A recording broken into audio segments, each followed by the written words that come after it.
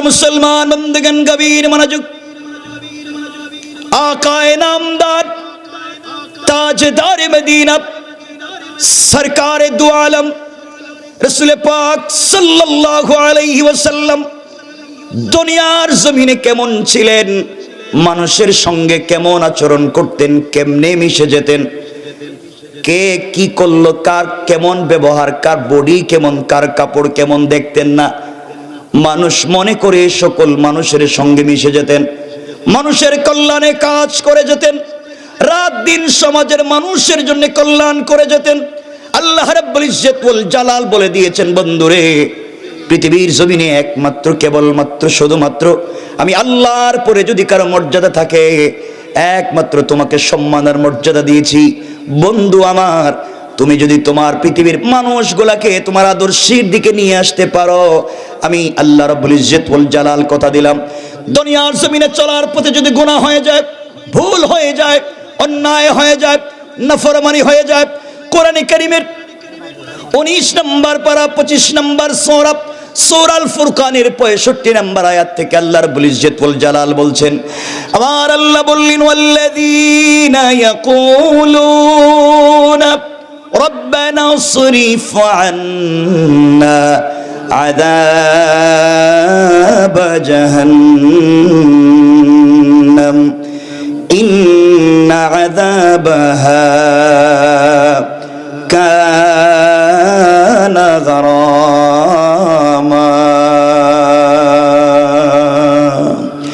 আল্লাহ রাব্বুল ইজ্জত ওয়াল জালাল বলছেন, মুসলমানেরা, দুনিয়ার জমিনে চলার পথে গুনাহ যদি হয়ে যায়, অন্যায় যদি হয়ে যায়, গুনার কাজ যদি করে ফেলা, খারাপি যদি করে ফেলা, সাকারাতের আগে, গারগারা শুরু হয়ে যাওয়ার আগে, কবরে চলে যাওয়ার আগে, মালাকুল মউত আজরাইল পৌঁছে যাওয়ার আগে, পুরা জিন্দেগির অপরাধের জন্য আমি আল্লাহর দরবারে হাত উঠায়া যদি ক্ষমা চাইতে পারো, আল্লাহ রাব্বুল ইজ্জত ওয়াল জালাল বলছেন, বান্দারে, পুরা জিন্দেগির অপরাধের জন্য ক্ষমা চাইতে দেরি হবে, আমি আল্লাহ আমার গোলামকে মাফ করে দিয়া এই পরিমাণ সওয়াব তার আমলনামায় লিখে দিয়া জান্নাতি বলে ফয়সালা করে দিতে আমার আল্লাহর 1 মিনিটও দেরি হবে না। পড়েন সুবহানাল্লাহ।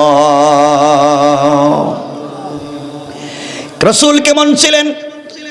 যোহরের সালাত পড়ে আল্লাহর রাসূল মসজিদে নববী থেকে বের হলেন, হঠাৎ করে তাকিয়ে দেখে মদিনার বাজারে গাছের গোড়ায়, মদিনার বাজারে মাটির মধ্যে কলা পাতা বিছিয়ে উস্কো কুস্কো চুল আউলা কেসে পাগল বেশে একটি বিতি হাবশি গোলাম, যার চেহারা অনেক কালো, দাঁত মোটা, পাওয়ারের লাইনের মতো কাটা কাটা, একজন গোলাম বসে বসে বসে বসে সবজি বিক্রি করে রাস্তার মধ্যে।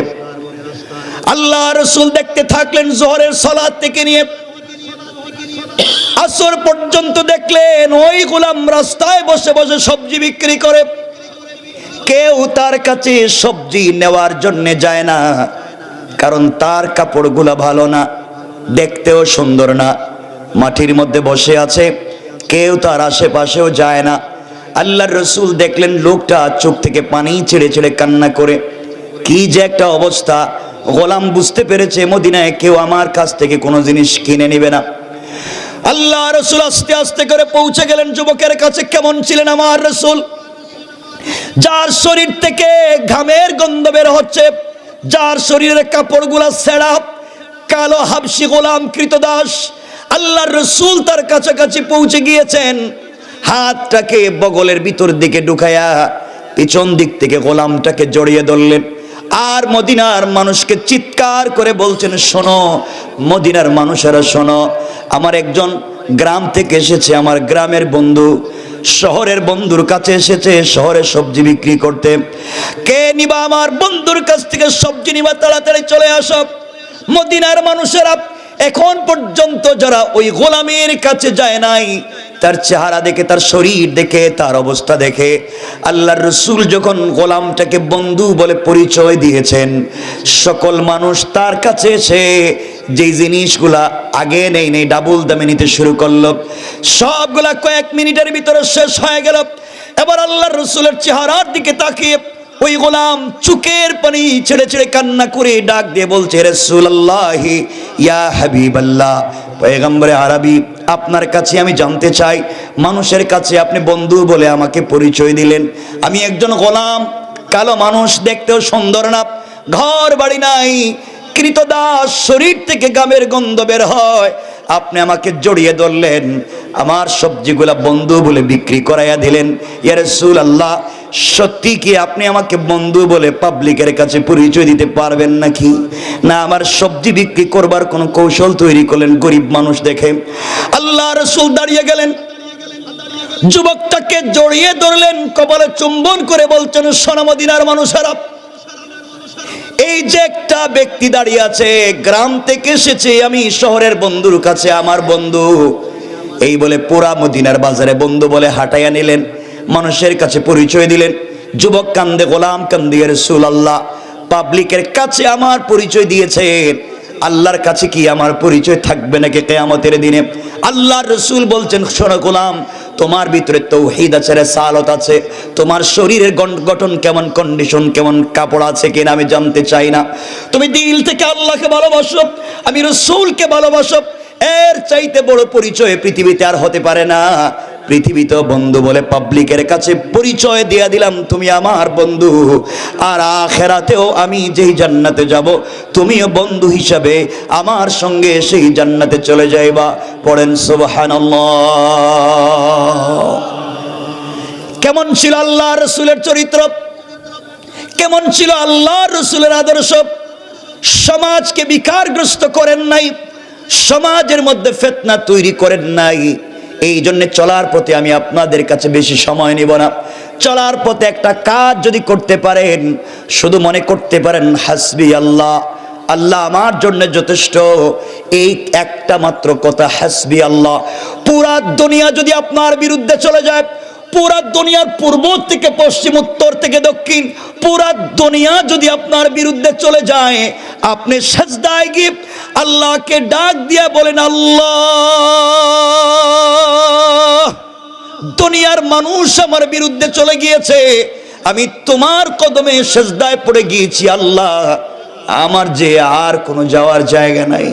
তুমি বলেছো গোলাম বিপদে পড়ে গেলে সুজদা ওয়া কিয়ামা, আমার জন্য সেজদা করো, আমার জন্য দাঁড়াও, আমার জন্য রুকু করো। আল্লাহ বলবার কোনো জায়গা নাই, পরিশানির অভাব নাই, আমি না বিপদগ্রস্ত, তোমার কদমে পড়ে গেলাম। গোলাম যখন সেজদায় পড়ে হাসবি আল্লাহ, আল্লাহ আমার জন্য যথেষ্ট মনে করে ফেলে, আল্লাহ রাব্বুল ইজ্জত ওয়াল জালাল বুঝাতে চাইলেন, বান্দারে, পুরা পৃথিবী যদি তোমার বিরুদ্ধে চলে যায়, সবার দরওয়াজা যদি বন্ধ হয়ে যায়, আমি আল্লাহ আমার কুদরতের দরওয়াজা খুলে দিয়া তোমাকে আমার কোলে উঠাইয়া নিতে আমি আল্লাহর এক মুহূর্ত দেরি হবে না। পড়েন সুবহানাল্লাহ, আল্লাহু আকবার। এজন্য আমি যে কথা বলতে খুব মনোযোগ দিয়ে শুনবেন, ওই যে হাসবি আল্লাহ বললাম, রবের কদমে সিজদায় পড়ে যা চাইবেন তা পাইবেন। এক, পৃথিবীতে বিপদে পড়ে গেছে, সব আপনার বিরুদ্ধে, সব আমি সহ সবাই আপনার মাইরে ফেলাইতে চায়, আপনি শুধু সিজদায় গিয়ে পড়েন হাসবি আল্লাহ, আল্লাহ আমার জন্য যথেষ্ট, রব ওয়াদা করেছেন আমি যতক্ষণ আছি তুমি বেঁচে থাকবে। সুবহানাল্লাহ বললেন না? ওই কেমনে আমি ঘটনা বলবো না, 1 মিনিটে সেটা বুঝাবার জন্য আপনাদেরকে নিয়ে যাই, শুধু 1 মিনিট। কেমনে বাঁচাবেন? আল্লাহ রাসূল সাল্লাল্লাহু আলাইহি ওয়াসাল্লাম হিজরত করে যেদিন মক্কা থেকে মদিনায় চলে যাবেন, আমরা মদিনায় যাওয়ার ঘটনা বলছি না, হিজরতের ঘটনা বলছি না, শুধু শুনবেন। রাসূল পাক সাল্লাল্লাহু আলাইহি ওয়াসাল্লাম গভীর রাত্রে উঠে গেলেন, জিবরিল আমিন উঠাইয়া দিলেন। রাসূল সাল্লাল্লাহু আলাইহি ওয়াসাল্লাম 2 রাকাত সালাতের জন্য ওযু করলেন, সালাত পড়লেন। জিবরিল আমিন বলছেন, ইয়া রাসূলুল্লাহ, আপনাকে হিজরত করতে হবে ইয়াসরিবের দিকে, মদিনার দিকে, খেজুর বাগানের দিকে। আল্লাহ রাসূল হিজরতের জন্য তৈরি হয়ে গেলেন, ঘর থেকে বের হয়ে যাবেন, হঠাৎ করে শুনেন পুরা দুনিয়ার কাফেরেরা, জালেমেরা তার বাড়িকে ঘেরাও করে ফেলেছে, নেজানিয়া, তীর নিয়ে, বল্লম নিয়ে। আল্লাহ রাসূল ঘর থেকে বের হলে মেরে ফেলবে, দুনিয়ার জমিনে জিন্দা রাখবে না। আল্লাহ রাসূল সাল্লাল্লাহু আলাইহি ওয়াসাল্লাম বুঝতে পারলেন কাফেরেরা ঘর থেকে বের হলে মেরে ফেলবে। আল্লাহকে ডাক দিয়া বলছেন, আল্লাহ তাআলা আপনি আমাকে বলেছেন ওই রাস্তা দিয়ে চলে যাও, মদিনায় চলে যাও, আপনি বলেছেন আর চতুর্দিকে কাফেরেরা দাঁড়িয়ে আছে, ঘর থেকে বের হলেই তো ওরা মেরে ফেলবে, কেউ বাঁচিয়ে রাখতে পারবে না। আল্লাহ বলছেন বন্ধুরে তুমি শুধুমাত্র এটা চিন্তা করো, হাসবি আল্লাহ, আল্লাহ আমার জন্য যথেষ্ট, কেউ কিছু করতে পারবে না। এই বিশ্বাস বুকে ধারণ করে কোরআন থেকে তেলাওয়াত করে ঘর থেকে বের হয়ে যাও। ঘর থেকে বের হয়ে যাওয়ার দায়িত্ব তোমার, আর তোমাকে হেফাজতের জিম্মাদার স্বয়ং আমি আল্লাহ। আল্লাহ রাসূল সাল্লাল্লাহু আলাইহি ওয়াসাল্লাম দরজার কাছে পৌঁছে গেলেন, দরজা খুলবেন, আল্লাহকে ডাক দিয়ে বলছেন, আল্লাহ আমি জানি আপনি আমাকে বাঁচাবেন। পৃথিবীর সকল মানুষ যদি বিরুদ্ধে চলে যায়, কেউ কিছু করতে পারবে না, আপনি বাঁচাবেন। ওয়ালাকিন লিয়াতমাইন্না কলবি, কিন্তু ওর অন্তরে প্রশান্তি পাই না। আয় আল্লাহ, আত্মরক্ষা করবার জন্য যদি কোনো জিনিস দিতেন যা দিয়ে আত্মরক্ষা করা যায়, আমার উম্মতেরা যেন বুঝতে পারে জালেমের জুলুমের শিকার হলে সম্মান বাঁচাবার জন্য, আত্মরক্ষা করবার জন্য প্রস্তুতি নিতে পারে। আল্লাহ তাআলা আপনি আমাকে ব্যবস্থা করে দেন। আল্লাহ বলছেন বন্ধুরে তুমি যদি আত্মরক্ষা করতে চাও, হাতের মধ্যে কিছু বালি নেও অথবা কঙ্কর নেও অথবা পাথর নেও, দরজা খুলে সামনের দিকে নিক্ষেপ করো, কেউ তোমার কিছু করতে পারবে না। আল্লাহ রাসূল বলছেন আল্লাহ তাআলা ওদের হাতে আধুনিক অস্ত্র চতুর্দিকে দাঁড়িয়ে আছে, ঘর থেকে বের হলে মেরে ফেলবে। আর আপনি বলছেন বালি হাতে নেওয়ার জন্য, কঙ্কর হাতে নেওয়ার জন্য। আমি দরজা খুলে যদি সামনের দিকে নিক্ষেপ করি, ডাইনে বামে পিছনে চতুর্দিকে কাফেরেরা আছে, ওরা তো আমাকে মেরে ফেলবে। আল্লাহ কেমনে বাঁচবো? আল্লাহ বলছেন বন্ধুরে আমি যথেষ্ট তোমার জন্য, এটা মনে করে কঙ্করগুলা সামনের দিকে নিক্ষেপ করবা, আর চতুর্দিকের কাফেরদের চুকে চুকে পৌঁছে দেওয়ার জিম্মাদার স্বয়ং আমি আল্লাহ। আল্লাহু আকবার। আল্লাহ রাসূল আল্লাহর কথার উপরে বিশ্বাস করলেন, দরজা খুললেন, সামনের দিকে কতগুলা পাথর নিক্ষেপ করলেন অথবা কঙ্কর মারলেন। তাকিয়ে দেখেন কাফেরেরা চোখ রগড়াতে লাগলো, চোখ মুছতে লাগলো, ডাইনে বামে পিছনের কাফেরেরা চোখ মুছতে লাগলো। লম্বা কথা, আল্লাহ রসুল মদিনায় পৌঁছে গেলেন, ঘটনা এখানেই শেষ হয়ে যেতে পারত, কেউ রসুলকে ধরতে পারলো না। একদিন আল্লাহ তাআলা তার বন্ধুকে বলছেন বন্ধুরে ওই দিন না পৃথিবীর সকল মানুষ তোমার বিরুদ্ধে চলে গেল, গভীর রাত্রে কেউ ছিল না, একমাত্র ঘরের ভিতরে তুমি ছিল আর আলী ছিল, আলীকে তো বিছানায় শোয়া দিছিলা। ওই সময় ঘর থেকে যে বের হলা, পৃথিবীর লাখ লাখ হাজার হাজার কাফেরেরা তোমার ঘরের সামনে দাঁড়িয়েছিল, কেউ তোমারে দেখলো না। যারা দরজায় দাঁড়িয়েছিল মেরে ফেলবার জন্য, তারাও দেখলো না। ব্যাপার কি, কেমনে গেলা? আল্লাহ রসুল চোখের পানি ছেড়ে বলছেন আল্লাহ তাআলা কেমনে গেলাম তা তো আমি বুঝি না, আপনি আমাকে বলছেন কঙ্কর সামনে মারবার জন্য, আমি তো মারলাম। পিছনের ডাইনে বামের কাফের থেকে কেমনে বাঁচলাম আমি জানি। রব্বুল ইজ্জত ওয়াল জালাল বলছেন বন্ধু শোনো, আমার রামাইতা ইযা রামাইতা ওয়ালাকিন্নাল্লাহা রামা। আল্লাহ রব্বুল ইজ্জত ওয়াল জালাল বলছেন বন্ধুরে তুমি যখন আমার উপরে ভরসা করে হাতের কঙ্করগুলা সামনের দিকে নিক্ষেপ করেছিলা, বিশ্বাস অনেক বেড়ে গিয়েছিল রব আছে, ওই সময় তোমার হাত এটা তোমার থাকে নাই, আমি আল্লাহর কুদরতের হাত হয়ে গিয়েছে। আর আমি আল্লাহ নিজের হাত দিয়া জালেমদের চুকে চুকে পৌঁছে দিয়েছি। আল্লাহু আকবার। এই রব এখন আছেন না নাই? কথা বলেন আছেন না নাই? এজন্য ভেঙে পড়ে যাবেন না, কষ্টে পড়ে গেলে ভেঙে পড়ে যাবেন না। কেউ আপনার কথা শুনছে না, শুনছেন কে? কোথায় বলবেন? কোথায় বলবেন? সেজদায় গিয়ে। কোথায় বলবেন? কথা বলেন, কোথায় বলবেন?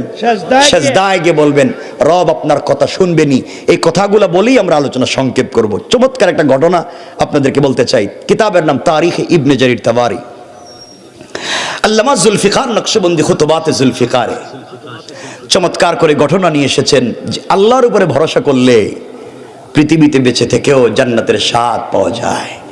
আমরা অনেক পেরেশান থাকি, আমরা অনেক কষ্টে থাকি, আমার কিছু হলো না, আমাকে দিয়ে হবে না, আমি মনে হয় পারবো না, পৃথিবীর সকল মানুষ তোমার বিরুদ্ধে লেগে গেল, সব ভুলে যাও। রসুল পাক তো পুরো দুনিয়া, এমনকি তার ঘরের মানুষও তার বিরুদ্ধে চরণ করেছেন। আল্লাহ পাক রসুল পাক ইসলামকে সরকারে কায়নাত বানিয়ে দিয়েছেন। এই জন্য আমি পারবো, আপনিও পারবেন। শুধুমাত্র আপনাকে আমাকে দাঁড়াতে হবে ভরসা করে। কার উপরে? আরো জোরে বলেন, কার উপরে? এই কথাটা আপনারা মনে রাখবেন। যে কথা বলতে চাই এটা হযরতে ফাতেমা রাদিয়াল্লাহু তাআলা আনহার জিন্দেগি থেকে একটা ছোট্ট ঘটনা নিয়ে এসে আমরা আলোচনাকে সংক্ষেপ করব। আমরা বসে আছি, দাঁড়িয়ে আছি, কষ্ট পাচ্ছি, খুব লম্বা করব না, কয়েক মিনিট। আপনারা যদি মনে রাখতে পারেন যে আল্লাহ কেমনে আপনাকে আমাকে দিবেন এটা বোঝাবার জন্য, আমার বন্ধুগণ কথাগুলো দিল দিয়ে শুনেন কি বলতে চাই। হযরতে ফাতেমা রাদিয়াল্লাহু তাআলা আনহা তখন পর্যন্ত পৃথিবীতে কাউকে বিয়ে করেন নাই, কারণ তার ওই পর্যায়ের বয়স হয় নাই। চলার পথে এক ইহুদির মেয়ের সঙ্গে তার বন্ধুত্বের সম্পর্ক হয়ে গেল, বান্ধবীয়ানা। একদিন দুই দিনের না, কেউ বলছেন 8 বছর, 6 বছর, 5 বছরের সম্পর্ক। কথাগুলো দিল দিয়ে শোনেন। ফাতেমার সঙ্গে এক ইহুদির মেয়ের সম্পর্ক হয়ে গেল দীর্ঘদিনের। আমার আপনার চরিত্র কেমন হওয়া চাই? হযরতে ফাতেমা রাদিয়াল্লাহু তাআলা আনহার কাছে ওই মেয়েটা প্রতিদিন সকালবেলা আসে, সারাদিন থাকে, বিকাল বেলা চলে যায়। এত আমানতদার, এত ভদ্র, এত সৎ চরিত্রবান মেয়ে পৃথিবীতে আর নাই। ইহুদির মেয়েটা আশ্চর্য হয়ে গেল, মানুষের চরিত্র কি এত সুন্দর হতে পারে, এত অমায়িক ব্যবহার হতে পারে, সবার সঙ্গে চমৎকার কথা বলে, কাউকে গালি দেয় না, গীবত শিকায়াত করে না, সমালোচনা করে না। মেয়েটা হযরতে ফাতেমার চরিত্র দেখে অভিভূত হয়ে গেল, কিন্তু কালিমা পড়ে মুসলমান হয়নি। ওই মেয়েটা আস্তে আস্তে বড় হয়ে গেল। ইহুদির মেয়েটা একদিন তার বাবার কাছে গিয়েছে, বাবার কাছে গিয়ে বলছে, আব্বাজান, আমি এই পৃথিবীতে একজন মেয়েকে খুব ভালোবাসি, পছন্দ করি, মুহাম্মদ ইবনে আব্দুল্লাহর মেয়ে। তার কাছ থেকে অনেক সুন্দর সুন্দর কথা পেয়েছি, আদর্শ পেয়েছি। ইহুদি চিন্তা করছে আমার মেয়েটা বোধহয় আস্তে আস্তে ওর সাথে মিশে মিশে আবার খারাপ হয়ে যায়।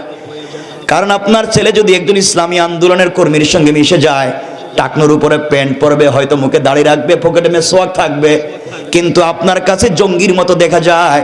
মনে রাখবেন, আপনার সন্তান একজন ভদ্র যুবকের পাশে থাকবার কারণে সালাতে হয়েছে, নামাজ কায়েম করে, কিন্তু সে যদি আরেকজনের কাছে যেত, হয়তো চান্দাবাজ আর দুর্নীতিবাজ হয়ে যেত। কোন ঠিক কিনা? মনে রাখবেন মুসলমানেরা, কি বলতে চাই, সমাজে আপনার সন্তানকে বন্ধু নির্বাচনের ব্যাপারে আপনি দেখবেন আপনার সন্তান কাকে বন্ধু বানাচ্ছে, কার সঙ্গে মেলামেশা করে, কার কাছে যায়। আপনার বন্ধু যার কাছে গেলে রাস্তায় চাঁদাবাজি করতে পারে, মদ খেতে পারে, জুয়া খেলতে পারে, ফেন্সিডিল খেতে পারে, এমন মানুষ যত ভালো দেখাক তার সঙ্গে বন্ধুত্ব করা যাবে না। আর রিক্সাওয়ালার ছেলে, ভ্যানওয়ালার ছেলে, সেও যদি নামাজি হয়, আমানতদার হয়, দাড়িওয়ালা হয়, পরহেজগার হয়, এমন ব্যক্তির সঙ্গে বন্ধুত্ব করলে খুশি হয়ে যাবেন আমার আল্লাহ। কথা কি বুঝতে পারলেন? আমার কথা কি বুঝতে পারতেছেন? মনে বুঝতে পারেন নাই? কথা বুঝতে পারতেছেন? একটু হাত তুলে দেখান তো দেখি কার কার অসুবিধা হচ্ছে। অসুবিধা হইতেছে নি? আওয়াজে মনে হইতেছে অসুবিধা হইতেছে, হাতও তুললেন। অসুবিধা হচ্ছে? আমি আপনাদের সচেতনতার দিকে খেয়াল করতেছি, খুব মনোযোগ দিয়ে শুনবেন মুসলমানেরা। কি বলতে চাই, কি মেসেজ দিতে চাই, কি ইনফরমেশন দিতে চাই। ও যুবকেরা শোনো, আমি তোমাদের মতো ভাই, দিলে বুকের ভিতরে অগাধ ভালোবাসা নিয়ে বসেছি। একসাথে আমরা জান্নাতে যেতে চাই, একসাথে সমাজে দিন কায়েম করতে চাই। মনোযোগ দিয়ে শুনবা কথাগুলা। ওই মেয়েটা যখন এই কথাগুলা বলছে, ইহুদি চিন্তায় পড়ে গেল, আহারে তাহলে আমার মেয়ে বিপদে চলে যায়। ওই মেয়েটাকে বিয়ে দেওয়ার জন্য একটা ছেলে ঠিক করলো, ইহুদির ছেলে, পয়সাওয়ালার ছেলে। কথাগুলা দিল দিয়ে শুনবেন। মেয়েটা একদিন তার বাবার কাছে গিয়েছে, ইহুদি ডাক দিয়ে বলেছে, মেয়ে, ও আমার কলিজার টুকরা মেয়ে, তুমি আমার একটা মাত্র সন্তান, তোমাকে বিয়ে দিতে চাই মা। এই পৃথিবীর এক পয়সাওয়ালার ছেলে, শিল্পপতি ইহুদির ছেলেকে ঠিক করেছি, তোমাকে বিয়ে দিতে চাই, বলো না তুমি কি বিয়েতে রাজি? ইহুদির মেয়ে ডাক দিয়া বলছে, আব্বাজান, আপনি আমার জন্য ছেলে ঠিক করেছেন, আমি বিয়েতে রাজি কিনা আপনি জানতে চাইলেন। বাবা, আগামী কালকে সন্ধ্যা পর্যন্ত আপনি আমাকে সময় দিবেন, সন্ধ্যার আগে আগে আপনার কাছে ফাইনাল ডিসিশনের সিদ্ধান্ত জানাইয়া দেব। মেয়েটা বাবার কাছ থেকে বিদায় নিয়ে পৃথিবীর কোন মানুষের সঙ্গে পরামর্শ করে নাই, দুনিয়ার কোন মানুষের কাছে যায় নাই, তার আরো বন্ধু বান্ধব আছে, আত্মীয় স্বজন আছে, তাদের কাছেও যায় নাই। মেয়েটা দিনের বেলা, সকালবেলা হযরতে ফাতেমা রাদিয়াল্লাহু তাআলা আনহার কাছে পৌঁছে গিয়েছে, জড়িয়ে বলছে, বোন রে, আজ আমি এসেছি আমার লাইফের ফাইনাল সিদ্ধান্ত জানতে চাই। আমি আমার লাইফের ফাইনাল ডিসিশন তোমার কাছ থেকে পরামর্শ নিতে চাই। বলো না, তুমি কি আমাকে একটা উত্তম ফয়সালা, উত্তম পথ দেখাইয়া দেবে? হযরতে ফাতেমা বলছেন, বলো বোন, কি জানতে চাও? মেয়ে ডাক দিয়া বলছে, ফাতেমা, দীর্ঘদিন পর্যন্ত তোমার সঙ্গে আমার বন্ধুত্ব আর সম্পর্ক, আজ পর্যন্ত তোমার কাছ থেকে কোনো খারাপ কথা শুনিনি। বন্ধু হিসাবে কোনোদিন খারাপ কোনো পরামর্শ দাওনি। আমার চোখে দেখা তোমার কাছে যত মানুষ এসেছে সবাইকে উত্তম ফয়সালা দিয়েছো, উত্তম পরামর্শ দিয়েছো। চলার পথে জিন্দগিতে গীবত, শেখায়ত, পরনিন্দা করো নাই। আজ তোমার কাছে এসেছি, আমার বাবা আমার জন্য ছেলে ঠিক করেছে, বিয়ে দিতে চায়। জানতে চাই ওই বিয়েতেই আমি রাজি হব কিনা, তোমার কাছ থেকে জানতে চাই। ফাতেমা বলছেন, বোন রে, তুমি ইহুদি, আমি মুসলিম, তোমার পার্সোনাল বিষয়ে আমি কোনো কথা বলতে পারি না। মেয়েটা বলছে, ফাতেমা, আমি চাইলে আমার বাবার সঙ্গে পরামর্শ করতে পারতাম, মায়ের সঙ্গে পরামর্শ করতে পারতাম, কিন্তু বুঝতে পেরেছি তুমি মুসলমান, আমি ইহুদি। কিন্তু তোমার মতো উত্তম চরিত্রের মানুষ পৃথিবীতে আর নাই। বাহির থেকে মানুষ তোমাকে গালি দেয়, তোমার বাবাকে গালি দেয়। তোমার বাবা সালাতে দাঁড়িয়ে গেলে উটের নাড়ি বুড়ি মাথার মধ্যে ফেলে দেয়, সব ঠিক আছে। মানুষ গালি দেয়, সব ঠিক আছে।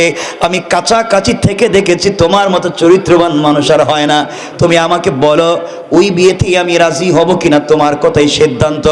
ফাতেমা বললেন, বোন রে, আমার মন বলছি পৃথিবীর কোনো বাবা চায় না তার মেয়েটা স্বামীর বাড়িতে কষ্টে থাকুক, পৃথিবীর কোনো বাবারই চায় না। এই জন্য তোমার বাবা তোমার জন্য যেই ছেলে ঠিক করেছে, বিয়েতে রাজি হয়ে যাও, তোমার জন্য কল্যাণ রয়েছে, উপকার রয়েছে। মেয়েটা চোখের পানি ছেড়ে দিয়েছে, ফাতেমাকে জড়িয়ে ধরেছে, বোন রে, তোমার কথায় আমি খুশি হয়ে গিয়েছি। তুমি বলেছো বিয়ে করবার জন্য আমার আর কোনো কষ্ট নাই, আমি রাজি হয়ে গেলাম। ফাতেমা, ছেলেটা দেখতে সুন্দর কিনা, পয়সা আছে কিনা, ঠিক মতো কথা বলতে পারি কিনা, আদর্শবান কিনা আমি জানতে চাই না। তুমি বলেছো তোমার কথার উপরে তোমার মতো উত্তম বন্ধু হতে পারে না, তুমি বলেছো বিয়েতে রাজি। কিন্তু ফাতেমা, আমার একটা শর্ত আছে। ফাতেমা বললেন, শর্ত তোমার বাপকে বলবা, আমাকে কেন? মেয়ে ডাক দিয়া বলছে, ফাতেমা, আমার শর্ত হলো একমাত্র, কেবলমাত্র শর্ত হলো, তুমি যদি আমার বিয়েতে যাও, আমার পাশে বসে আমার মাথায় হাত রেখে কল্যাণের জন্য সৃষ্টিকর্তার কাছে কল্যাণ কামনা করো। কারণ তুমি অন্য ধর্মের হতে পারো, কিন্তু তোমার চরিত্র এত সুন্দর, আমি পৃথিবীতে এমন মানুষ পাই নাই। আমি চাই তুমি আমার পাশে বসে বন্ধুত্বের আবদার রক্ষা করবা। ফাতেমা বলছেন, বোন রে, এটা কখনো হতে পারে না। আমি যদি তোমার বিয়েতে যাই, আমার বাবাকে মানুষ গালি দিবে, তোমার সোসাইটির মানুষেরা, তোমার সামাজিক মানুষেরা তোমার বাপকে গালি দিবে, আমি যেতে পারবো না। মেয়ে ডাক দিয়ে বলছে, ফাতেমা, তুমি যদি আমার বিয়েতে না যাও, আমার বাড়িতে না যাও, আমার মাথায় হাত রেখে কল্যাণের দোয়া না করো, কল্যাণ কামনা না করো, পৃথিবীর একমাত্র চোখে দেখা মেয়েটা যদি আমার জন্য কল্যাণ কামনা না করে, আমি মরে যেতে পারি, আসমান জমিন ভেঙে যেতে পারে, কিন্তু তোমার মতো সচ্চরিত্রবান একটা মেয়েকে আমার পাশে না বসাইয়া আমি পৃথিবীর কোনো ছেলেকে বিয়ে করব না। আল্লাহু আকবার, বলেন আল্লাহু আকবার। কেমন চরিত্রবান বন্ধুর দরকার সমাজে ভালো মানুষ হতে গেলে। তোমার বন্ধু তোমাকে খারাপ পথে নিয়ে যেতে পারে, আর ভালো বন্ধু হলে ফজরের সময় সালাতের জন্য ডেকে তোমাকে দেবে, জান্নাতের পথ তোমাকে দেখিয়ে দেবে, কল্যাণের পথ তোমাকে দেখিয়ে দেবে। এজন্য চলার পথে একটা বন্ধু নির্বাচন করতে যেন আমরা ভুল না করি। কতগুলো শুনো কি বলতে চাই। আমার বন্ধুগণ, ফাতেমা আবেগী হয়ে গেলেন। মেয়েটা বলছে মরেই যাবে রাত্রি। এক পর্যায়ে আবেগী হয়ে ডাক দিয়ে বলছেন, বোন রে, ইনশাআল্লাহ কথা দিলাম আমি তোমার বিয়েতে যাব, তুমি কোনো খারাপ কাজ করো না। মেয়েটা খুশি হয়ে গিয়েছে। শুনেন না কি বুঝাতে চাই। বাবার কাছে গিয়ে বলছে, আব্বাজান, আব্বাজান, তুমি আমার জন্য ছেলে ঠিক করেছো বাবা। ওই ছেলে কি করে আমি জানতে চাই না, ছেলে সুন্দর কিনা আমি বুঝতে চাই না, ছেলের পয়সা আছে কিনা, সামাজিক কোনো মূল্যবোধ আছে কিনা জানতে চাই না। তুমি বলেছো আমি ওই বিয়েতে রাজি। বাবা বিয়েতে রাজি, আমার কোনো আপত্তি নেই। ইহুদি খুশি হয়ে গেল, সবাইকে ইনভাইট শুরু করে দিল। মেয়ে বলছে, আব্বাজান, আমার একটা শর্ত আছে। মা, তোমার আবার শর্ত কি? তুমি না চাইলেই তো সব তোমাকে আমি দিয়ে দিব। মেয়ে ডাক দিয়া বলছে, আব্বাজান, আমার শর্ত হলো ওই বিয়েতে আমার বান্ধবী মুহাম্মদ ইবনে আব্দুল্লাহর মেয়ে ফাতেমাকে ইনভাইট করেছি, দাওয়াত করেছি, ও কিন্তু আমার বিয়েতে আসবে, এই শর্তে আমি রাজি। এই কথা শুনে ইহুদির মাথা পায়ের রক্ত মাথায় উঠে গেল। কি বলল ফাতেমা? ও আমার জাত শত্রু, ওর নাম শুনলেই মাথা গরম হয়ে যাও, আমার ধর্মের বিরুদ্ধে চলে গিয়েছে, ও আবার তাওহীদ আর রিসালাতের দাওয়াত দে। ওর মেয়েকে যদি আমার বাড়িতে নিয়ে আসো আমার মান সম্মান থাকবে না, প্রয়োজনে পৃথিবীর কোন ছেলের সঙ্গে তোমাকে বিয়ে দিব না। এরপরে ফাতেমাকে বাড়িতে আসতে দিব না, বাধা দিয়ে দিলাম। মেয়েটা দাঁড়িয়ে গিয়েছে, ডাক দিয়ে বলছে, আব্বাজান, এই পৃথিবীতে চলার পথে কোনোদিন তোমার চোখের সামনে দাঁড়িয়ে আমি মেয়ে হিসাবে কোনোদিন কথা বলি নাই, কথা বাড়াই নাই, জবাব দেই নাই। আজ আমি কথা বলতে চাই আব্বাজান, আপনার সঙ্গে কিছু পরিষ্কার কথা বলতে চাই। এই পৃথিবীতে চলার মতো ফাতেমার মতো উত্তম চরিত্র, সচ্চরিত্রবান কোনো মেয়ে আমার চোখে দেখি নাই। আর তাকে কিনা আমার বাড়িতে আসতে শুধু ধর্মের কারণে আপনি বাধা দিচ্ছেন। বাবা শুনে রাখেন, ফাতেমা আসলে আপনি আমাকে বিয়ে দিবেন না। আমিও কথা দিলাম, ফাতেমাকে যদি আসতে বাড়িতে বাধা দেন, এই পৃথিবী ধ্বংস হয়ে যেতে পারে, পৃথিবীর কোন ছেলের সঙ্গে আমাকে কোনোদিন বিয়ে দিতে পারবেন না। ইহুদি চিন্তায় পড়ে গিয়েছে, কি রে, আমার একটা মাত্র মেয়ে, আর ও যদি বিয়ে নাই করে তাহলে আমার সম্মান থাকবে কেমনে, এই সমাজে আমি মুখ দেখাবো কেমনে, পাবলিকের দাওয়াত দিয়েছি। ইহুদি কৌশল শুরু করলো। শয়তানেরা ওই বিপদে পড়লে কৌশল করে, ঠিক না? কথা বলছেন না কেন? বেঁচে থাকবার জন্য যত কৌশল আছে সব তারা ইউজ করে, কিন্তু জানে না তারা ষড়যন্ত্র করে বিপদগ্রস্ত করবার জন্য। আর রব বলেছেন তিনি কৌশল করেন। আল্লাহ বললেন, আমার আল্লাহ কোরআনে বলছেন, ওয়া মাকারু ওয়া মাকারাল্লাহ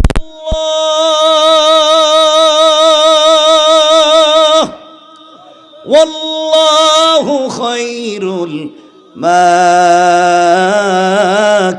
মাকিরিন। তোমরা কিসের ষড়যন্ত্র করছো?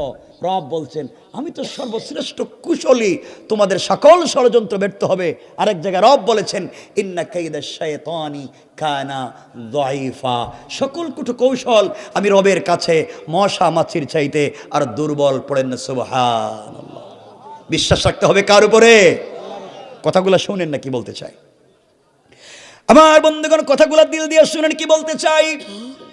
ইহুদি ষড়যন্ত্র করে কৌশল করে তার মেয়েটাকে বলছে, মারে তুই শোন, ফাতেমাকে আসতে দিতে হবে, আপত্তি নেই, ফাতেমা আসুক, আমার কোনো আপত্তি নেই, তাও বিয়েতে রাজি হ। মেয়েটা খুশি হয়ে গিয়েছে। এবার ইহুদি বলছে, শোনো, আমার একটাও শর্ত আছে। বাবা, তোমার আবার শর্ত কি? আমার শর্ত হলো, আমি যে সোসাইটিতে বড় হয়েছি সবাই পয়সাওয়ালার ছেলে মেয়ে, তোমার বিয়েতে যারা আসবে দামি দামি অর্নামেন্টস জুয়েলারি পরে আসবে, দামি দামি গিফট নিয়ে আসবে। মোহাম্মদ ইবনে আব্দুল্লাহ গরিব মানুষ, 3 বেলা 1 বেলা খাবার নাই, থাকবার মতো ঘর নাই, তার ঘরে মাসের পর মাস চলে যায়, চুলায় কোনো আগুন জ্বলে না। তার মেয়ে যখন কাপড় পরবে, ছেঁড়া কাপড়, পুরাতন কাপড় পরে, সে যদি ছেঁড়া কাপড় পরে তোমার বিয়েতে আমার বাড়িতে আসে, মান সম্মান ইজ্জত থাকবে না। সুতরাং সে যদি তোমার বিয়েতে আমার বাড়িতে আসতে হয়, আমার একটাই শর্ত, সে যেন একটা নতুন পোশাক পরে আসে, সামাজিকতা, শিষ্টাচার, মূল্যবোধ, সামাজিকতা রক্ষা করে আসে। ইহুদির চিন্তা হলো, ফাতেমা কাপড়ও পাবে না, আসতেও পারবে, ফাতেমা কাপড়ও পাবে না, আসতেও পারবে না। এটা কৌশল করে দিল। মেয়েটা দৌড়াইয়া ফাতেমার কাছে এসে বলছে, বোন, তোমার নাম শুই না আমার বাপ গালি দেয়, তোমার বাপরেও গালি দেয়, দেখতেই পারে না। এখন তুমি বিয়েতে যাও, আর বাপ তো কিছুতেই মানে না। একটা শর্ত দিছে, তুমি যদি একটা নতুন পোশাক পরে যাও। ফাতেমা একথা শুনে চোখের পানি ছেড়ে হাউমাউ করে কাঁদতেছেন। বোনরে কি বললি? আমাদের ঘরে মাসের পর মাস চলে যায়, চুলায় কোনো আগুন জ্বলে না, আমার কোনো অনুযোগ নাই, আমার কোনো অভিযোগ নাই, আমি তো সব রবের জন্য করে ফেলেছি, দুনিয়ায় কতদিন কষ্ট করব, এটাই তো নিয়ম। কিন্তু আমি বাপের কাছে বলতে পারবো না, বাপ তো নিজেই কষ্ট করেন দিনের জন্য, আমি বাবার কাছে কাপড় চাইতে পারবো না। মেয়েটা বলছে, ফাতেমা, তুমি যদি কাপড় না পাও তাহলে আমি আজকে রাত্রে তোমার চোখের সামনে মরে যাব, কারণ তুমি ছাড়া আমি বিয়ে করব না। আল্লাহু আকবার বললেন না? জোয়ানেরা বলো না আল্লাহু আকবার। তোমাদের অবস্থা এমন কেন জোয়ানেরা? তোমাদের তো স্পিরিট থাকবার কথা ছিল, স্পিরিট এমন ব্রেক করলো কেন? কষ্ট হচ্ছে? হজরতে ফাতেমার কাছে ওই মেয়েটা গিয়ে পরামর্শ চাইলো। আমাদের সোসাইটিতে, আমাদের ইউনিভার্সিটিতে পড়ছে, আমাদের কোনো মেয়েকে যদি তার বাপকে বলে, মা তোমার জন্য একটা ছেলে ঠিক করেছি, ছেলেটা দেখতে খুব সুন্দর, নামাজি, ভদ্র, মেসওয়াক করে, তোমাকে বিয়ে দিতে চাই, তুমি কি রাজি? মেয়ে বলবে, বাবা আপনি কি বলছেন? আই ডোন্ট নো, আমি তো এটা জানি না, আমি সরি, আমাকে ডিস্টার্ব করবেন না, আপনি বলতেছেন আমাকে বিয়ে দিবেন, আমি তো 5 বছর আগে মোগলা বাজারের এক বল্টুর ছেলের সাথে প্রেম করে কাম সেরে লইছি। ঠিক না? এটা ঠিক কইছে কেডা রে? এতক্ষণ কইছি ঠিক কয় না, এখন ঠিক কইছে কেডা? এখানে দেখতে খুব গরম দেখতেছি, এতক্ষণ বললাম কিছু বলে না। বাবা আপনি আমার জন্য ছেলে ঠিক করছেন, আমি তো অনেক আগেই লাইন কাম সেরে লইছি। এটা হচ্ছে আমাদের সোসাইটির কন্ডিশন। কিন্তু মেয়েটা পৃথিবীর কারোর সঙ্গে পরামর্শ করতে যায়নি, গিয়েছে হজরতে ফাতেমার কাছে। সুবহানাল্লাহ বলেন না? দেখেন, ভালো মানুষের সঙ্গে সম্পর্ক হলে ওটা আর কিছু করুক আর না করুক, পারুক আর না পারুক, আপনাকে একটা চমৎকার ডাইনের রাস্তা দেখিয়ে দেবে, একটা রিজন, আপনি একটা লাইন দেখিয়ে দিবে, আপনি একটা ভালো পথ দেখিয়ে দিবে। রাসূল পাক সাল্লাল্লাহু আলাইহি ওয়াসাল্লাম এই জন্যই বলছেন, তোমরা চলার পথে বন্ধু নির্বাচন করো, কারণ তোমরা আতরওয়ালার কাছে যদি যাও, সে যদি আতর তোমাকে নাও দেয়, তার বডিতে আতর থাকবার কারণে তোমার বডিতে সুঘ্রাণ লাগবে। আর যদি তুমি কোনো কর্মকারের কাছে যাও, কামারের কাছে যাও, তুমি যদি কামারের কাজ নাও করো, তার কাছে বসবার কারণে ধোঁয়াও লাগবে, বডি কালো হয়ে যেতে পারে। ঠিক কিনা? এই জন্য আমাকে চলবার পথে চমৎকার বন্ধু নির্বাচন করতে হবে, ভালো মানুষ নিজেকে হতে হবে, ভালো মানুষ সমাজকে বানাতে হবে। খুব মনোযোগ দিয়ে কথাগুলো শোনেন, আসলে রব যে আমাদেরকে কি দিতে পারেন শোনেন। কষ্ট হচ্ছে না তো? করো। আমার মুসলমান বন্ধুগণ, কথাগুলো দিল দিয়ে শুনেন কি বলতে চাই। এবার ইহুদির মেয়েটা চোখের পানি ছেড়ে ফাতেমাকে ডাক দিয়ে বলেছে, ফাতেমা তোমার সঙ্গে আমি একটা কথা বলতে চাই। তুমি আমাকে কতদিন বলেছো এই পৃথিবীর একজনের সঙ্গে তোমার সম্পর্ক, তোমার প্রেম, পৃথিবীতে একজনকে তুমি মন প্রাণ উজাড় করে ভালোবাসো। ফাতেমা তুমি আমাকে বলেছো তোমার সৃষ্টিকর্তা আল্লাহর সঙ্গে তোমার গভীর সম্পর্ক, সারাদিন কষ্ট করে না খেয়ে খেয়ে কাটাইয়া দাও, রাত্র হয়ে গেলে অন্ধকার যখন হয়ে যায় সিজদায় পড়ে রবকে যখন ডাক দিয়ে বলছো আল্লাহ। ফাতেমা তুমি আমাকে বলেছো সিজদায় গিয়ে যখন আল্লাহকে ডাক দিছো, রব তোমার কথাগুলো ভালো করে শোনে, নামাজে দাঁড়াইয়া সূরা ফাতিহা তেলাওয়াত করে রব তোমার কথার জবাব দেয়। ও ফাতেমা তুমি আমাকে বলেছো তোমার রব আসমান জমিন বানাইছে, তোমার রব চন্দ্র সূর্য সব তৈরি করছে, তোমার রব প্রতিদিন পূর্ব দিগন্তে সূর্য উঠায়, পশ্চিম দিকে সূর্য ডুবায়, তোমার রবের অনেক শক্তি, তোমার রব চাইলে 1 সেকেন্ডে ধনীকে গরিব বানাতে পারে আর গরিবকে ধনী বানাতে পারে, তুমি বলেছো। ফাতেমা তাই যদি সত্য হয়, তার জন্য যদি তুমি জীবন যৌবন বিসর্জন করে থাকো, একমাত্র তাকে ভালোবেসে তাকে পাওয়ার জন্য যদি এত কিছু করে থাকো, সারাদিন কষ্ট করো, রাত হয়ে গেলে কদমে সিজদায় পড়ে কান্না করে বলো আল্লাহ তুমি ছাড়া যে আমার আর কেউ নাই, আমি জানি এই পৃথিবীতে আমার চাইতে অনেক তোমার মায়ার বান্দা বান্দি আছে, রব তুমি জানো তুমি ছাড়া আমার যে আর কোনো আল্লাহ নাই, বলো না কার দরজায় যাব, কার কাছে গিয়ে মনের ব্যথাগুলো খুলে বলবো। এইভাবে ফাতেমা যখন চোখের পানি ছেড়ে ছেড়ে গভীর রজনীতে কান্না করে, ফাতেমাকে মেয়েটা বলছে, ফাতেমা তুমি না বলছো তোমার রবের অনেক ক্ষমতা, তোমার রব কি পারে না তোমাকে একটা নতুন পোশাকের ব্যবস্থা করে দিতে? ও ফাতেমা আমি ইহুদির মেয়ে কথা দিলাম, তুমি যদি একটা নতুন পোশাকের ব্যবস্থা করে আমার বিয়েতে যেতে পারো, আমি কথা দিলাম ওই দিন কালিমা পড়ে মুসলমান হয়ে যাব। ফাতেমা আবেগী হয়ে গেছেন এই কথা শুনে, সাথে সাথে বলে ফেলছেন, বোন ইনশাআল্লাহ কথা দিলাম আমি তোমার বিয়েতে যাব এবং এই পৃথিবীর সব থেকে দামি কাপড় পরে যাব। না সুবহানাল্লাহ, এটা কালকে কইেন ওয়াজের পরে, সবাই বলেন না একটা সুবহানাল্লাহ। কেমন জানি হয়ে যাইতেছে এরা। আমার বন্ধুগান, ফাতেমা আবেগ নিয়ে বলছেন ইনশাল্লাহ যাব। মেয়েটা বাপের কাছে গিয়ে বলছে, আব্বা ফাতেমা কিন্তু আসবে এবং নতুন কাপড় পরে আসবে। ইহুদিকে দূর থাকবার জায়গা নেই, খাওয়ার মতো পয়সা নেই, আবার নতুন পোশাক পরবো, টাকা পাইবো কই, যা টাকাও পাবে না আসতেও পারবে না। এই কথাটা শুনে ফেলছেন আমার আল্লাহ। আল্লাহু আকবার বললেন না? রব বলতেছেন শয়তান যে আমাকে ভালোবাসে, তুই তাকে এভাবেই ছোট করলি, এভাবেই তার চরিত্র নিয়ে কথা বললে। আমি রব সিদ্ধান্ত নিলাম আমি ফাতেমাকে এই বাড়িতে পাঠাবই। আল্লাহু আকবার। রব চাইলে পারবেন না? পারবেন কি না জোরে বলেন না? পারবেন। শোনেন মনোযোগ দিয়ে আমার বন্ধুগণ, কত চমৎকার পরিবার হযরতে ফাতেমা রাদিয়াল্লাহু তাআলা আনহা। যেই দিনই কথাগুলো হচ্ছে ওই দিন থেকে 1 মাস পরে বিয়ে। কয় মাস? 1 মাস পরে বিয়ে। কিন্তু ওই 1 মাসে অনেক ঘটনা ঘটেছে, অনেক ঝামেলা হয়েছে। এই সবগুলো আমরা রাখলাম, লম্বা করতে চাই না। 1 মাস বিয়ের আগে অনেক ঘটনা এখানে ঘটছে, এগুলো বলে লম্বা হয়ে যাইব। আমরা ডাইরেক্ট চলে গেলাম আগামীকাল কি বিয়ে, কোন দিন, মধ্যখান দিয়ে 1 মাসের ওয়াজিটা রেখে দিলাম, কারণ এটা বলার মতো লম্বা সময় আমাদের নাই। বিয়ে কোন দিন বলেন না? আগামীকালকে বিয়ে, 1 মাসের ওয়াজ বাতিল। আগামীকালকে বিয়ে। মেয়েটা আজকে সন্ধ্যার সময় এসে ফাতেমাকে বলছে, বোন কালকে না আমার বিয়ে, তুমি কি কাপড় পেয়েছ? ফাতেমা বললেন, কি বলো, আমি তো ভুলেই গেছি, কালকে যে তোমার বিয়ে এটা তো আমার মনেই নাই। মেয়ে বলছে, ফাতেমা তাইলে বোধহয় আমার কপালের বিয়ে নাই, আমার মরা ছাড়া কোনো পথ নাই, কারণ তুমি যখন থাকবা না তাহলে আমার বিয়েতে আর যাওয়ার দরকার নেই। ফাতেমা বলছেন, চিন্তা করিস না, আমি যাকে বলি হাসবি আল্লাহ, আল্লাহ আমার জন্য যথেষ্ট। এখনো 12 ঘন্টা 1 রাত বাকি আছে, রব চাইলে রাতের ভিতরেই ব্যবস্থা করে দিবেন। আল্লাহু আকবার। আমার বন্ধুগণ, মেয়েটা চলে গেছে। হযরতে ফাতেমা রাদিয়াল্লাহু তাআলা আনহার রাত্র গভীর হয়েছে, আমাদেরও গভীর হয়ে গেছে। 12:30 হয়ে গেছে, গভীর হয়েছে না? গভীর হয়ে গেছে, রাত্র গভীর হয়ে গেছে। ফাতেমারও কি হয়েছে কতক্ষণ না কেন? ফাতেমা গভীর রাত্রে মুসল্লা বিছিয়ে দিয়েছেন, সেজদায় পড়ে গিয়েছে।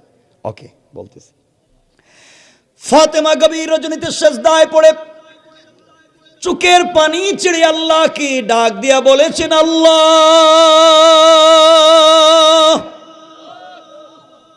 এই পৃথিবীতে বলবার মতো আর কোনো জায়গা নাই। আয় আল্লাহ, আমার যদি মায়ের পেটের একটা ভাই থাকতো, আমি ফাতেমা ভাইয়ের কাছে গিয়ে মনের কথাগুলা খুলে বলতাম, ভাই কিন্তু আমার কথাগুলা শুনতো। আল্লাহ আমার যে ভাই নাই, আয় আল্লাহ আমার যদি কলিজার টুকরা মা খাদিজা এই পৃথিবীতে বেঁচে থাকতেন, আমার মা মক্কার সবথেকে ধনী মেয়ে ছিলেন, মহিলা ছিলেন, তোমাকে ভালোবেসে আমার বাবার প্রেমে পাগল হয়ে সবগুলা সম্পত্তি দ্বীনের রাস্তায় ব্যয় করে দিল। আল্লাহ মাও যে দুনিয়ার জমিনে নাই, আমি মায়ের কাছে বলবার মতো জায়গা নাই। আমি যে আমার বাবার কাছে বলবো, বাবা সারাদিন তোমার গোলামদেরকে নিয়ে রাত দিন মাঠে ময়দানে ঘুরে বেড়ায়, মাসের পর মাস চলে যায়, ফাতেমার ঘরের চুলে আগুন জ্বলে না। আল্লাহ কোনোদিন তোমার কাছে কোনো অনুযোগ অভিযোগ করি নাই, আজ তোমার কাছে একটা কথা আমি বলতে চাই, সত্যি আমি তোমাকে ভালোবাসি, মন প্রাণ উজাড় করেতে সন্দেহ নাই, কিন্তু তুমি আমাকে কতটুকুন ভালোবাসো আমি জানি না। চলার পথেই তো মনে করি হাসবি আল্লাহ, তুমি আমার জন্য যথেষ্ট, এই পৃথিবীতে তুমি ছাড়া আমার কেউ কিছু করতে পারবে না। আয় আল্লাহ, আজ তোমার কাছে একটা জিনিসের আবদার করতে চাই, ফাতেমার চাহিদা পূরণের জন্য না, ফাতেমার সৌন্দর্য বাড়াবার জন্য না, এমন একটা কাপড়ের আবদার তোমার কাছে করতে চাই। আমার বাবা দ্বীনের দাওয়াত নিয়ে হাটে মাঠে যায়, আমি মেয়ে মানুষ হওয়ার কারণে যেতে পারি না। আয় আল্লাহ, তুমি আমাকে একটা কাপড়ের ব্যবস্থা করে দাও, ওই কাপড় পরে আগামীকালকে ইহুদির মেয়ের বিয়ে বাড়িতে যেতে চাই, এটা যেন তাবলীগের দাওয়াত হয়ে যায়, দ্বীনের দাওয়াত হয়ে যায়। কাপড় পরে ইহুদির মেয়ের বিয়ে বাড়িতে যাব, ওই বাড়িতে যত মহিলারা একত্রিত হবে, জমা হবে, সকল মহিলারা যেন কালিমা পড়ে মুসলমান হয়ে যায়। এভাবে কাঁদলেন, সালাত শেষ করে ফেললেন। গভীর রজনীতে দরজা জানালা বন্ধ, হঠাৎ করে তাকিয়ে দেখে ঘরের কর্নারে 2টা কাপড়ের প্যাকেট। একটু জোরে বলেন আল্লাহু আকবার। কাপড় দুটা প্যাকেট হাতে নিলেন, কিরে দরজা জানালা বন্ধ দিয়ে গেল, কি এটা দিলটাকে? কলিজার টুকরা প্রিয় বাপ তো এখনো বেঁচে আছেন। রসুল পাক ইসলামের কাছে নিয়ে বলছেন, আব্বা জান দুটো কাপড় কে দিয়ে গেল? নবীজি প্যাকেটটা খুললেন, একটা প্যাকেট খুলে দেখেন, একটা প্যাকেট একটা সালোয়ার একটা কামিজ, আর একটা প্যাকেট একটা ওড়না। 3 টুকরা কাপড় জান্নাতি মহিলাদেরই হবে, সালোয়ার কামিজ আর ওড়না। রসুল পাক দেখেন সালোয়ার কামিজ স্টোন দেয়া, পাথরের টুকরা দিয়ে ডিজাইন করা, আর ওড়নার মধ্যে গ্লাসের টুকরা দিয়ে ডিজাইন করা। প্যাকেট যখন খুলছেন সাথে সাথে প্যাকেটের ভিতর থেকে জান্নাতুল ফিরদাউসের মিশকে আম্বরের গ্রান বের হয়ে গিয়েছে। নবীজি আশ্চর্য হয়ে গেলেন, এটা কোনো ফ্যাশন ডিজাইনের সঙ্গে যায় না, পৃথিবীর কোনো ডিজাইনের সঙ্গে যায় না, এত চমৎকার কোথায় কাপড় পেয়েছে? হঠাৎ করে শোনেন দরজার মধ্যে কে নক করতেছে। কে তুমি? ইয়া রাসূলুল্লাহ আনা জিবরাইল। জিবরাইল এত রাত্রে কেন? ইয়া রাসূলুল্লাহ আল্লাহ আপনাকে সালাম দিয়েছেন, একটা কথা বলতে বলছেন। হযরতে রাসূল পাক বলছেন, ফাতেমা একটু ঘরে যাও তো। জিবরাইল আমিন আসছেন, ইয়া রাসূলুল্লাহ কাঁদতেছেন কেন? রাসূল বলছেন, কান্দি ওই যে কাপড়, আমার মেয়ে কাঁদছে, কি দিয়ে গেল খুঁজে পাইতেছে না। জিবরাইল আমিন বলছেন, ইয়া রাসূলুল্লাহ কাঁদবেন না, আল্লাহর পক্ষ থেকে সালাম নেন। আপনার মেয়ে ফাতেমা সকল কাজে কর্মে আল্লাহকেই যথেষ্ট মনে করে, একমাত্র আল্লাহ ছাড়া তার জন্য আর কোনো কথাই চলে না। আজকে সেজদায় পড়ে রবের কাছে কাঁদতে কাঁদতে একটা কাপড় চাইছে, রব চিৎকার করে আমাকে বলছেন, জিবরাইল যে আমার জন্য জীবন যৌবন বিসর্জন করতে পারে, যে আমার জন্য সারা রাত সেজদায় পড়ে কাঁদতে পারে, যাও না জান্নাতুল ফিরদাউস থেকে একটা পূর্ণাঙ্গ ড্রেস কাপড় নিয়ে ফাতেমার ঘরে হাজির হয়ে যাও। ইয়া রাসূলুল্লাহ এটা তো আমি নিয়ে এসেছি। রাসূল পাক আরো কতক্ষণ কাঁদলেন যে আমার মা মরা মেয়েটাও আল্লাহর সঙ্গে কত চমৎকার সম্পর্ক করতে পারছে। লম্বা কথা আমরা সংক্ষেপ করে দিচ্ছি, কষ্ট হচ্ছে যে আমাদের দরকারও তো আছে, আমাদের বহুত কাজ আছে, লম্বা করতে চাইতেছি না। আর আব্দুর রহমান অনেক কষ্ট করে মাদ্রাসার জন্য, আব্দুর রহমানরে তো অনেক আগে থেকে চিনি, আর আব্দুর রহমানরে আমি নিয়েছিলাম, অনেক ভালো ছেলে, অনেক পরিশ্রম করতে পারে, অনেক কষ্ট করছে মাদ্রাসার জন্য। কয়েক মিনিট কেউ উঠবেন না? উঠবেন ইনশাল্লাহ? উঠবেন? কয়েক মিনিট আমরা সংক্ষেপ করব, এরপরে হুজুরও আসবেন, দোয়া করবেন। এরপরে তাবারুক আছে নি তোমার? তাবারুক না সিন্নি? সিন্নিও আছে। তাহলে আপনারা সিন্নিও কিতা খাইতানি? খাইতেন না সিন্নি? সিন্নিও খাইয়া যাইবা গিয়ে সপ্তাহ তে বুক্কা আমরা কয়েক মিনিট ইনশাল্লাহ হুক্কা অহন মাত বুঝরানি তো ওলা খইলে তো বাদে আমি হইতে পারি না, এলাকা হইতে পারলাম না, এলা খইলে তো আমি শেষ করতে পারি না। আমার বন্ধুগণ, সংক্ষেপ কথা, রাসূল পাক ফাতেমা বলছেন, মা এই কাপড়টা নিয়ে যাও, আগামী কালকে ইহুদির মেয়ের বিয়ে বাড়িতে যাইবা, কিন্তু মা সাবধান, খবরদার পর্দার সাথে যাইও। কারণ রাসূল পাক ভালো করে জানতেন ফাতেমা বিশ্বনবীর মেয়ে। রাসূল বলতেছেন উম্মতকে শিক্ষা দেওয়ার জন্য, কারণ আমাদের আজকালকের মায়েরা যেদিন নতুন পোশাক পরে, অর্নামেন্টস জুয়েলারি পরে, এরপরে লিপস্টিক, চিনেননি লিপস্টিক? দেখছেন না মনে কোনো দিন? লিপস্টিক, আলতা, আলকাতরা, এরপরে ওই যে আইলানা জাইলানা, আশকারা মাস্কারা, এরপরে ওই যে হিল, সবগুলো যেদিন পরে খুব স্মার্ট হয়, বিউটিফুল, এক্সট্রা অর্ডিনারি করে ফেসকে, ওই দিন কিন্তু পর্দা করে না। ঠিক না বলেন? যে এতগুলো লাগাইছে কি পর্দা করার জন্য? এই জন্য দেখানোর জন্য। সুতরাং তারা দেখায়, এই জন্য জাহান্নামে চলে যায়। রাসূল পাক উম্মতকে শিক্ষা দিলেন ওগুলা দেখানো হারাম, হালাল না হারাম? হারাম। সংক্ষেপ কথা, ফাতেমা বিয়ে বাড়িতে পৌঁছে গেলেন। যেই বাড়িতে ঢুকছে পুরো বাড়ি জান্নাতুল ফিরদাউসের কাপড়ের আলোতে আলোকিত হইয়া জান্নাতুল ফিরদাউসের কাপড়ের গানে মুখরিত হয়ে গেছে।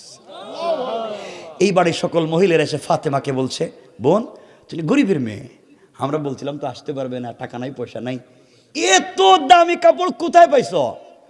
ফাতেমা বলছেন ওটা কিনে আনছি। কি করছি? কথা কন না কেন?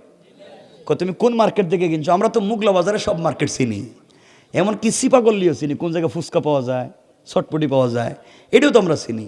এমনকি ম্যানেজারের মোবাইল নম্বরও অনেকের মোবাইলে সেভ আছে। কথা কন না কেন? তো ফাতেমা কোন জায়গা থেকে কিনছ? ফাতেমা বলছে এমন মার্কেট থেকে কিনছি তোদের বাপ দাদা এই মার্কেটের নামও শুনে নাই। আল্লাহু আকবার বললেন না?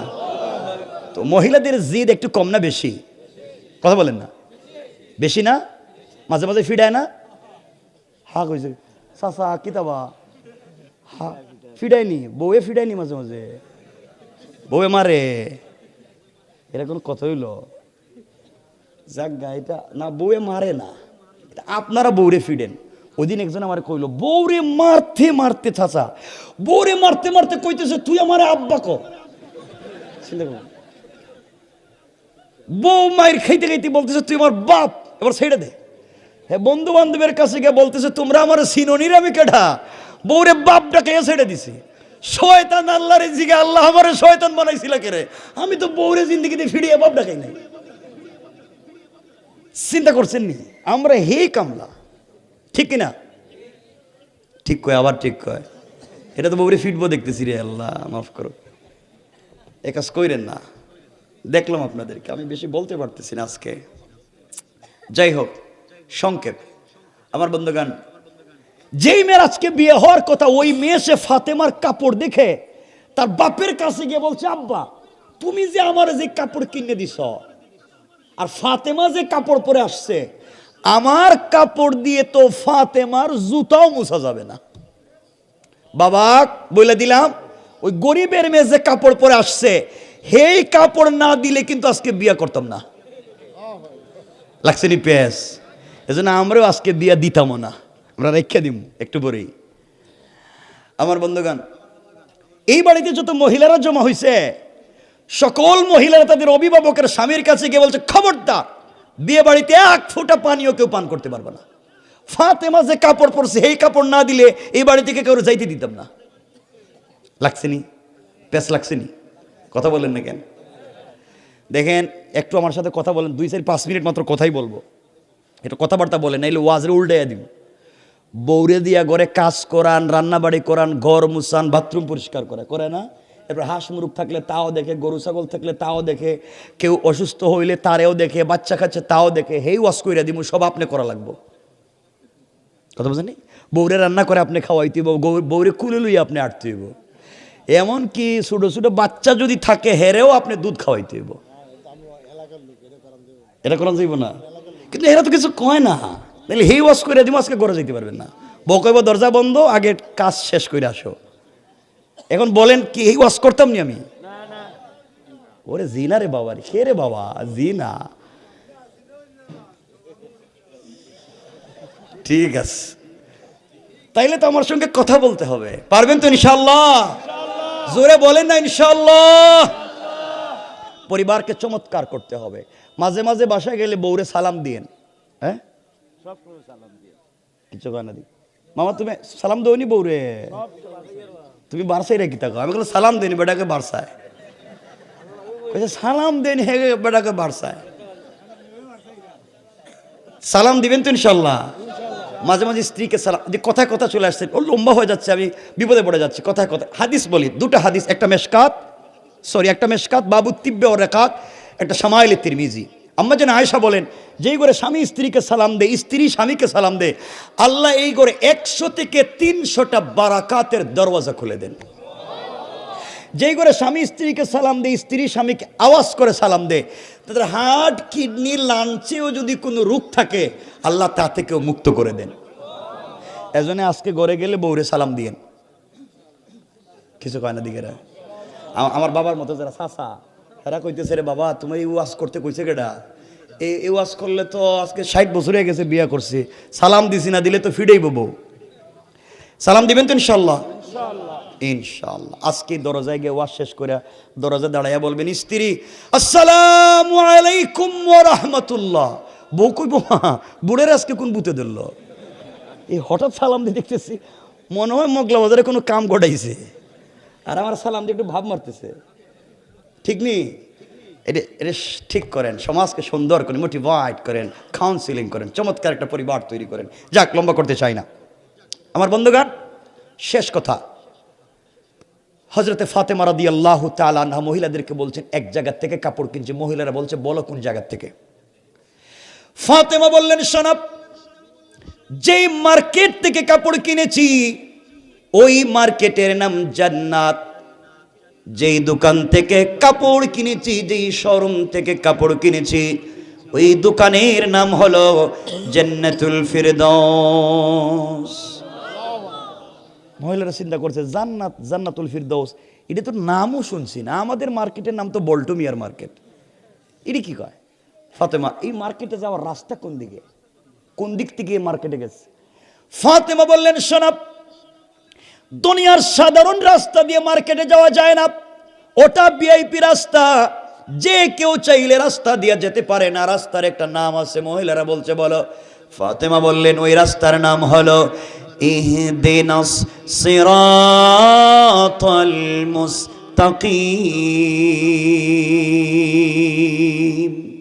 ও মহিলারা, সিরাতে মুস্তাকিম নামক রাস্তা দিয়ে যদি চলো রে, সামনে গেলে জান্নাত নামক মার্কেট পাইবা, ওখানে গেলে জান্নাতুল ফিরদাউস নামক দোকান পাইবা, ওখানে গেলে আমার চাইতে আরো দামি দামি কাপড় পাইবা।